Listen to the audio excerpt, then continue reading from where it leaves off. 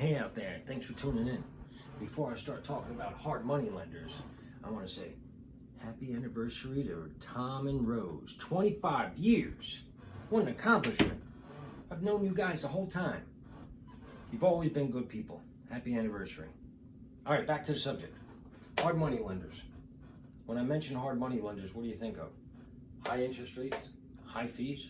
I know that's what I did when I first got into the business. And yes, that's true.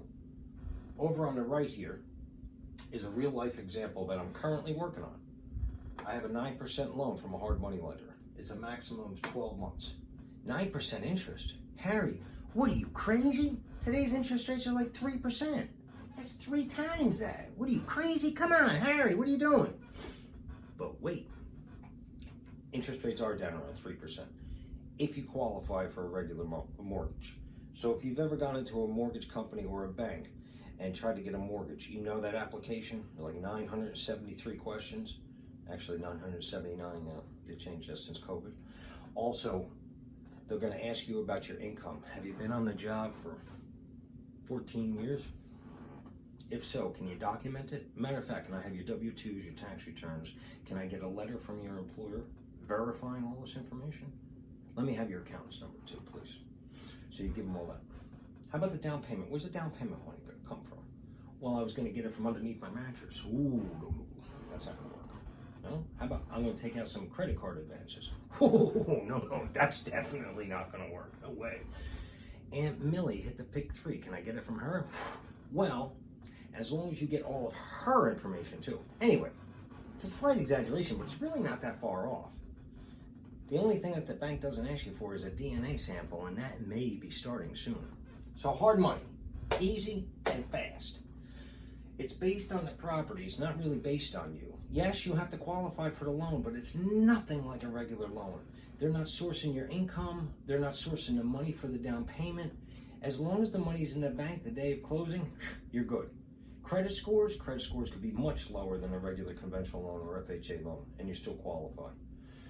If it's the first time that you're going out to flip a house, they can also act as your partner. They're not lending you money unless it's a good deal. So, having a hard money lender on your side is actually a good thing for somebody that wants to go out and do it for the first time. Now, somebody that might say to me, well, Harry, 9% interest, that's crazy. You should just pay cash. I'm really into something called the 3 L's. Have I talked to you about the 3 L's? Leverage, leverage, leverage equals big money. Leverage. So let's say this. Let's say I'm paying 9% because I am paying 9%. Let's say I'm paying 50%. Doesn't matter. If I borrow that money from a hard money lender at 9%, and I make money at the end of the day based on the after repair value, does it matter what I pay as far as interest? Because somebody might say, well, then I'll just come out of pocket with all my cash and I'll pay for everything. And this way I can avoid paying 9%. More power to you if you want to do that. For me, I want to borrow as much money as possible and have the least amount of money out of my pocket.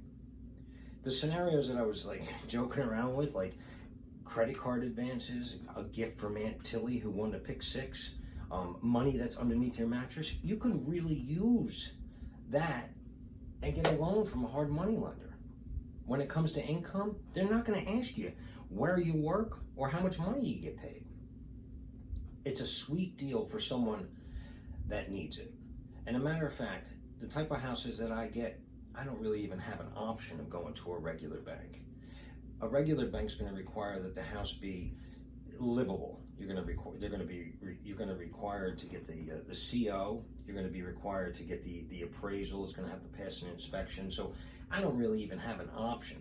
The only options I have is either paying all cash or borrowing money from a hard money lender. Until something else changes, I'm going to keep on borrowing money from a hard money lender and making money using their money. If you want to know anything more, put a question down below.